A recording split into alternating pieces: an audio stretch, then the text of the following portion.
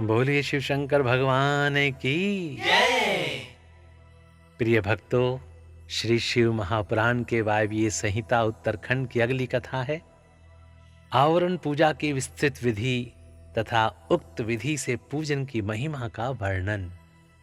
तो आइए भक्तों, आरंभ करते हैं इस कथा के साथ 30वां अध्याय। उपमन्यु कहते हैं, हे यदुनंदन, पहले शिवा और शिव के दाएं और बाएं भाग में क्रमशः गणेश और कार्तिकेय का गंध आदि 5 उपचारों द्वारा पूजन करें। फिर इन सब के चारों ओर ईशान से लेकर सधोजात पर्यंत 5 ब्रह्म मूर्तियों का शक्ति सहित क्रमशः पूजन करें। यह प्रथम आवरण में किया जाने वाला पूजन है। उसी आवरण में हृदय आदि 6 अंगों तथा शिव और शिवा का अग्निकोण से लेकर पूर्व दिशा पर्यंत 8 दिशाओं में क्रमशः पूजन करें। वहीं वामा आदि शक्तियों के साथ वाम आदि 8 रुद्रों की पूर्व आदि दिशाओं में क्रमशः पूजा करें। यह पूजन वैकल्पिक है। हे यदुनंदन, यह मैंने तुमसे प्रथम आवरण का वर्णन किया है। अब प्रेम पूर्वक दूसरे आवरण का वर्णन किया जाता है। श्रद्धा पूर्वक सुनो।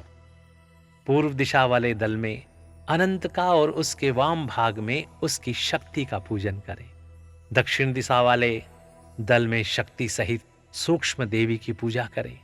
पश्चिम दिशा के दल में शक्ति सहित शिवोत्तम का, उत्तर दिशा वाले दल में शक्ति युक्त एक नेत्र का, ईशान कोण वाले दल में एक रुद्र और उनकी शक्ति का, अग्नि कोण वाले दल में त्रिमूर्ति और उनकी शक्ति का, नैऋत्य कोण के दल में श्रीकंठ और उनकी शक्ति का, तथा वायव्य कोण वाले दल में शक्ति सहित शिखंडीश का पूजन करें।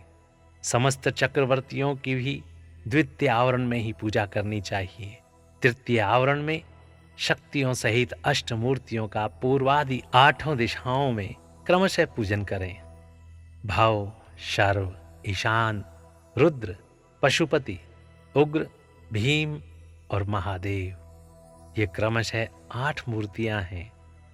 इनके बाद उसी आवरण में शक्तियों सहित महादेव आदि 11 मूर्तियों की पूजा करनी चाहिए। महादेव, शिव, रुद्र, शंकर, नील लोहित, ईशान, विजय, भीम, देव देव, भवोद्भव तथा कपर्दीश या कपालीश, ये 11 मूर्तियां हैं। इनमें से जो प्रथम 8 मूर्तियां हैं उनका अग्नि कोण वाले दल से लेकर पूर्व दिशा पर्यंत 8 दिशाओं में पूजन करना चाहिए। देव देव को पूर्व दिशा के दल में स्थापित एवं पूजित करें और ईशान का पुनः अग्नि कोण में स्थापन पूजन करें। फिर इन दोनों के बीच में भवोद्भव की पूजा करें और उन्हीं के बाद कपालीश या कपर्दीश का स्थापन पूजन करना चाहिए। उस तृतीय आवरण में फिर वृषभराज का पूर्व में, नंदी का दक्षिण में, महाकाल का उत्तर में, शास्ता का अग्निकोण के दल में, मातृकाओं का दक्षिण दिशा के दल में, गणेश जी का नैऋत्य कोण के दल में, कार्तिकेय का पश्चिम दल में, ज्येष्ठा का वायव्य कोण के दल में, गौरी का उत्तर दल में, चंड का ईशान कोण में तथा शास्ता एवं नंदीश्वर के बीच में मुनिंद्र वृषभ का यजन करें।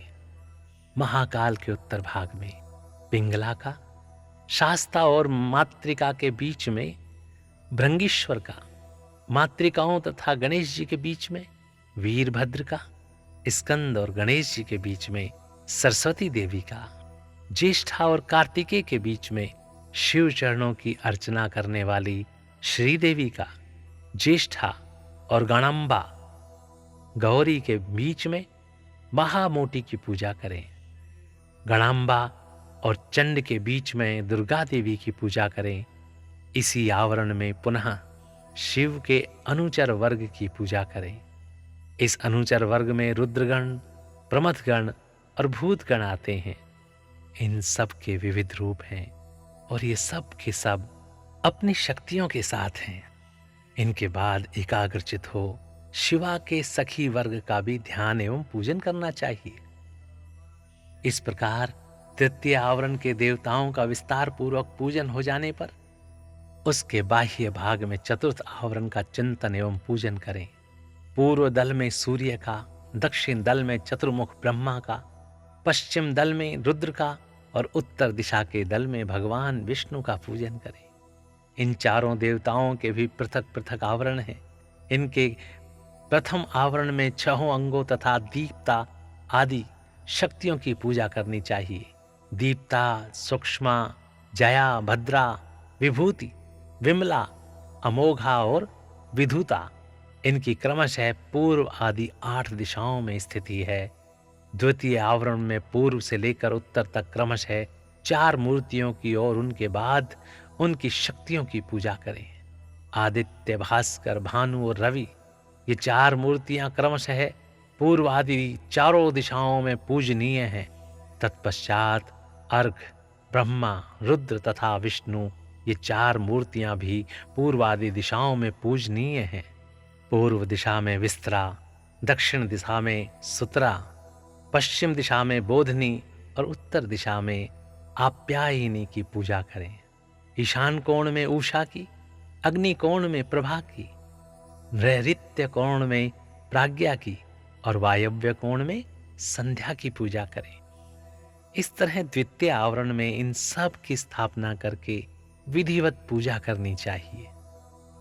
तृतीय आवरण में सोम, मंगल, बुद्धिमानों में श्रेष्ठ बुद्ध, विशाल बुद्धि बृहस्पति, तेजोनिधि शुक्र, शैनिश्चर तथा धूम्र वर्ण वाले भयंकर राहु केतु का पूर्व आदि दिशाओं में पूजन करें, अथवा द्वितीय आवरण में 12 आदित्यों की पूजा करनी चाहिए और तृतीय आवरण में 12 राशियों की।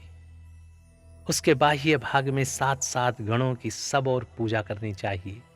ऋषियों, देवताओं, गंधर्वों, नागों, अप्सराओं, ग्रामीणों, यक्षों, यातुधानों, 7 छंदोमय अश्वों तथा वालखिल्यों का पूजन करें। इस तरह तृतीय आवरण में सूर्य देव का पूजन करने के पश्चात 3 आवरणों सहित ब्रह्मा जी का पूजन करें। पूर्व दिशा में हिरण्यगर्भ का, दक्षिण में विराट का, पश्चिम दिशा में काल का और उत्तर दिशा में पुरुष का पूजन करें। हिरण्यगर्भ नामक जो पहले ब्रह्मा हैं, उनकी अंग कांति कमल के समान है। काल जन्म से ही अंजन के समान काले हैं और पुरुष स्फटिक मणि के समान निर्मल है। त्रिगुण, राजस, तामस तथा सात्विक ये चारों भी पूर्वादि दिशा के क्रम से प्रथम आवरण में ही स्थित हैं। द्वितीय आवरण में पूर्वादि दिशाओं के दलों में क्रमशः सनत कुमार, सनक, सनंदन और सनातन का पूजन करना चाहिए। तत्पश्चात तीसरे आवरण में 11 प्रजापतियों की पूजा करें। उनमें से प्रथम 8 का तो पूर्व आदि 8 दिशाओं में पूजन करें, फिर शेष 3 का पूर्व आदि के क्रम से अर्थात पूर्व, दक्षिण एवं पश्चिम में स्थापन पूजन करें। दक्ष, रुचि, भृगु, मरीचि, अंगिरा, पुलस्त्य, पुलह, कृतु, अत्रि, कश्यप और वशिष्ठ ये 11 विख्यात प्रजापति हैं। इनके साथ इनकी पत्नियों का भी क्रमशः पूजन करना चाहिए। प्रसूति, आकुति, ख्याति, संभूति, धृति, स्मृति, क्षमा, सनंती, अनसूया, देवमाता, अदिति तथा अरुंधति ये सभी ऋषि पत्नियां पतिव्रता, सदा शिव पूजन परायणा, कांतिमती और प्रिय दर्शना परम सुंदरी हैं। अथवा प्रथम आवरण में चारों वेदों का पूजन करें, फिर द्वितीय आवरण में इतिहास पुराणों की अर्चना करें तथा तृतीय आवरण में धर्मशास्त्र सहित संपूर्ण वैदिक विधाओं का सब और पूजन करना चाहिए। 4 वेदों को पूर्वादि 4 दिशाओं में पूजना चाहिए। अन्य ग्रंथों को अपनी रुचि के अनुसार 8 या 4 भागों में बांटकर सब और उनकी पूजा करनी चाहिए। इस प्रकार दक्षिण में 3 आवरणों से युक्त ब्रह्मा जी की पूजा करके पश्चिम में आवरण सहित रुद्र का पूजन करें। ईशान आदि 5 ब्रह्म और हृदय आदि 6 अंगों को रुद्रदेव का प्रथम आवरण कहा गया है। द्वितीय आवरण विद्वेश्वर में है। पाशुपत दर्शन में विद्वेश्वरों की संख्या 8 बताई गई है। उनके नाम इस प्रकार हैं: अनंत, सूक्ष्म, शिवोत्तम, एक नेत्र, एक रुद्र, त्रिमूर्ति, श्रीकंठ और शिखंडी। इनको क्रमशः पूर्व आदि दिशाओं में स्थापित करके उनकी पूजा करें। द्वितीय आवरण में इन्हीं की पूजा बताई गई है। तृतीय आवरण में भेद है, अतः उसका वर्णन किया जाता है। उस आवरण में पूर्व आदि दिशाओं के क्रम से त्रिगुणादि 4 मूर्तियों की पूजा करनी चाहिए। पूर्व दिशा में पूर्ण रूप शिव नामक महादेव पूजित होते हैं। उनकी त्रिगुण संज्ञा है, क्योंकि वे त्रिगुणात्मक जगत के आश्रय हैं। दक्षिण दिशा में राजस पुरुष के नाम से प्रसिद्ध सृष्टिकर्ता ब्रह्मा का पूजन किया जाता है। वे भव कहलाते हैं। पश्चिम दिशा में तामस पुरुष अग्नि की पूजा की जाती है। इन्हीं को संहारकारी हर कहा गया है। उत्तर दिशा में सात्विक पुरुष सुखदायक विष्णु का पूजन किया जाता है। ये ही विश्वपालक मृड हैं। इस प्रकार पश्चिम भाग में शंभु के शिव रूप का, जो 25 तत्वों का साक्षी 26वां तत्व रूप है, सांख्योक्त 24 प्राकृत तत्वों के साक्षी जीवों को 25वां तत्व कहा गया है। जो इससे भी परे हैं वे सर्व साक्षी परमात्मा शिव 26वें तत्व रूप हैं। पूजन करके उत्तर दिशा में भगवान विष्णु का पूजन करना चाहिए। इनके प्रथम आवरण में वासुदेव को पूर्व में, अनिरुद्ध को दक्षिण में, प्रद्युम्न को पश्चिम में और संकर्षण को उत्तर में स्थापित करके इनकी पूजा करनी चाहिए। यह प्रथम आवरण बताया गया है। अब द्वितीय शुद्ध आवरण बताया जाता है। मत्स्य, कूर्म, वराह, नरसिंह, वामन, तीनों में से एक राम, आप श्री कृष्ण और हैग्रीव, ये द्वितीय आवरण में पूजित होते हैं। तृतीय आवरण में पूर्व भाग में चक्र की पूजा करें। दक्षिण भाग में कहीं भी प्रतिहत न होने वाले नारायण अस्त्र का यजन करें। पश्चिम में 5 जन्य का और उत्तर में सारंग धनुष की पूजा करें। इस प्रकार 3 आवरणों से युक्त साक्षात विश्व नामक परम हरि महाविष्णु की, जो सदा सर्वत्र व्यापक हैं, मूर्ति में भावना करके पूजा करें। इस तरह विष्णु के चक्रव्यूह क्रम से 4 मूर्तियों का पूजन करके क्रमशः उनकी 4 शक्तियों का पूजन करें। प्रभा का अग्नि कोण में, सरस्वती का नैऋत्य कोण में, गणाम्बिका का वायव्य कोण में तथा लक्ष्मी का ईशान कोण में पूजन करें। इसी प्रकार भानुवादी मूर्तियों और उनकी शक्तियों का पूजन करके उसी आवरण में लोकेश्वरों की पूजा करें। उनके नाम इस प्रकार हैं: इंद्र, अग्नि, यम, निऋति, वरुण, वायु, सोम, कुबेर तथा ईशान। इस प्रकार चौथे आवरण की विधि पूर्वक पूजा संपन्न करके बाह्य भाग में महेश्वर के आयुधों की अर्चना करें। ईशान कोण में तेजस्वी त्रिशूल की, पूर्व दिशा में वज्र की, अग्नि कोण में परशु की, दक्षिण में बाण की, नैऋत्य कोण में खड्ग की, पश्चिम में पाश की, वायव्य कोण में अंकुश की और उत्तर दिशा में पिनाक की पूजा करें। तत्पश्चात पश्चिमाभिमुख रौद्र रूपधारी क्षेत्रपाल का अर्चन करें। इस तरह पंचम आवरण की पूजा का संपादन करके समस्त आवरण देवताओं के बाह्य भाग में अथवा 5वें आवरण में ही मातृकाओं सहित महावृषभ नंदिकेश्वर का पूर्व दिशा में पूजन करें। तदंतर समस्त देव योनियों की चारों ओर अर्चना करे।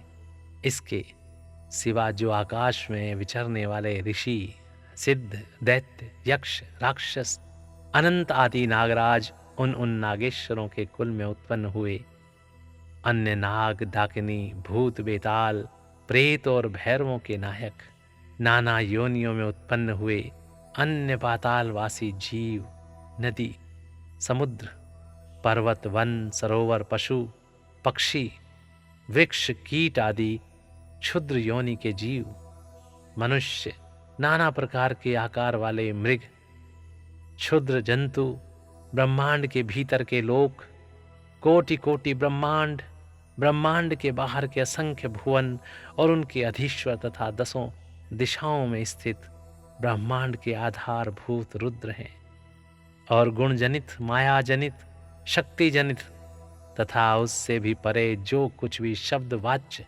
जड़ चेतनात्मक प्रपंच है, उन सब को शिवा और शिव के पार्श्व भाग में स्थित जानकर उनका सामान्य रूप से यजन करें। वे सब लोग हाथ जोड़कर मंद मुस्कान युक्त मुख से सुशोभित होते हुए प्रेम पूर्वक महादेव और महादेवी का दर्शन कर रहे। ऐसा चिंतन करना चाहिए। इस तरह आवरण पूजा संपन्न करके विक्षेप की शांति के लिए पुनः देवेश्वर शिव की अर्चना करने के पश्चात पंचाक्षर मंत्र का जप करें। तदंतर शिव और पार्वती के सम्मुख उत्तम व्यंजनों से युक्त तथा अमृत के समान मधुर, शुद्ध एवं मनोहर महाचरु का नैवेद्य निवेदन करें। यह महाचरु 32 आढ़क लगभग 3 मन 8 सेर का हो तो उत्तम है, और कम से कम 1 आढ़क 4 सेर का हो तो निम्न श्रेणी का माना गया है। अपने वैभव के अनुसार जितना हो सके महाचरु तैयार करके उसे श्रद्धा पूर्वक निवेदित करें। तदंतर जल और तांबूल, इलायची आदि निवेदन करके आरती उतार कर शीश पूजा समाप्त करें। याग के उपयोग में आने वाले द्रव्य, भोजन, वस्त्र आदि को उत्तम श्रेणी का भी तैयार करा कर दें। भक्तिमान पुरुष वैभव होते हुए धन व्यय करने में कंजूसी ना करें। जो शठ या कंजूस हैं और पूजा के प्रति उपेक्षा की भावना रखते हैं, वह यदि कृपणतावश कर्म को किसी अंग से ही हीन करते हैं तो उसके वे काम में कर्म सफल नहीं होते। ऐसा सत्पुरुषों का कथन है। इसलिए मनुष्य यदि फल सिद्धि का इच्छुक हो तो अपेक्षा भाव को त्याग कर संपूर्ण अंगों के योग से काम में कर्मों का संपादन करे। इस तरह पूजा समाप्त करके महादेव और महादेवी को प्रणाम करें। फिर भक्ति भाव से मन को एकाग्र करके स्तुति पाठ करें। स्तुति के पश्चात साधक उत्सुकता पूर्वक कम से कम 108 बार और संभव हो तो 1000 से अधिक बार पंचाक्षरी विद्या का जप करें। तत्पश्चात क्रमशः विद्या और गुरु की पूजा करके अपने अभ्युदय और श्रद्धा के अनुसार यज्ञ मंडप के सदस्यों का भी पूजन करें। फिर आवरणों सहित देवेश्वर शिव का विसर्जन करके यज्ञ के उपकरणों सहित वह सारा मंडल गुरु को अथवा शिव चरणाश्रित भक्तों को दे दे, अथवा उसे शिव के ही उद्देश्य से शिव के क्षेत्र में समर्पित कर दे, अथवा समस्त आवरण देवताओं का यथोचित रीति से पूजन करके 7 प्रकार के होम द्रव्यों द्वारा शिवाग्नि में इष्ट देवता का यजन करें। यह तीनों लोकों में विख्यात योगेश्वर नामक योग है। इससे बढ़कर कोई योग त्रिभुवन में कहीं नहीं है। संसार में कोई ऐसी वस्तु नहीं जो इससे साध्य न हो। इस लोक में मिलने वाला कोई फल हो या परलोक में, इसके द्वारा सब सुलभ है। यह इसका फल नहीं है, ऐसा कोई नियंत्रण नहीं किया जा सकता। कोई संपूर्ण श्रेयोरूप साध्य का श्रेष्ठ साधक है, यह निश्चित रूप से कहा जा सकता है कि पुरुष जो कुछ फल चाहता है वह सब चिंतामणि के समान इससे प्राप्त हो सकता है। तथापि किसी क्षुद्र फल के उद्देश्य से इसका प्रयोग नहीं करना चाहिए, क्योंकि किसी महान से लघु फल की इच्छा रखने वाला पुरुष स्वयं लघुतर हो जाता है। महादेव जी के उद्देश्य से महान या अल्प जो भी कर्म किया जाए वह सब सिद्ध होता है। अतः उन्हीं के उद्देश्य से कर्म का प्रयोग करना चाहिए। शत्रु तथा मृत्यु पर विजय पाना आदि जो फल दूसरों से सिद्ध होने वाले नहीं हैं, उन्हीं लौकिक या परालौकिक फलों के लिए विद्वान पुरुष इसका प्रयोग करें। महापातकों में, महान रोग से भय आदि में तथा दुर्भिक्ष आदि में यदि शांति करने की आवश्यकता हो तो इसी से शांति करें। अधिक बढ़ चढ़कर बातें बनाने से क्या लाभ। इस योग को महेश्वर शिव ने शैवों के लिए बड़ी भारी आपत्ति का निवारण करने वाला अपना निजी अस्त्र बताया है। अतः इससे बढ़कर यहां अपना कोई रक्षक नहीं है। ऐसा समझकर इस कर्म का प्रयोग करने वाला पुरुष शुभ फल का भागी होता है। जो प्रतिदिन पवित्र एवं एकाग्रचित होकर इस स्तोत्र मात्र का पाठ करता है, वह भी अभीष्ट प्रयोजन का अष्टमांश फल पा लेता है। जो अर्थ का अनुसंधान करते हुए पूर्णिमा, अष्टमी अथवा चतुर्दशी को उपवास पूर्वक स्तोत्र का पाठ करता है, उसे आधा अभिष्ट फल प्राप्त हो जाता है। जो अर्थ का अनुसंधान करते हुए लगातार 1 माह तक स्तोत्र का पाठ करता है और पूर्णिमा, अष्टमी एवं चतुर्दशी व्रत रखता है, वह संपूर्ण अभिष्ट फल का भागी होता है। बोलिए शिव शंकर भगवान की जय। प्रिय भक्तों, इस प्रकार यहाँ पर श्री शिव महापुराण की वायव्य संहिता उत्तरखंड की एक कथा और 30वां अध्याय यहाँ पर समाप्त होता है। तो स्नेह के साथ बोलिए, बोलिए शिव शंकर भगवान की जय। आदर और भक्ति के साथ बोलिए, ओम नमः शिवाय, ओम नमः शिवाय, ओम नमः शिवाय।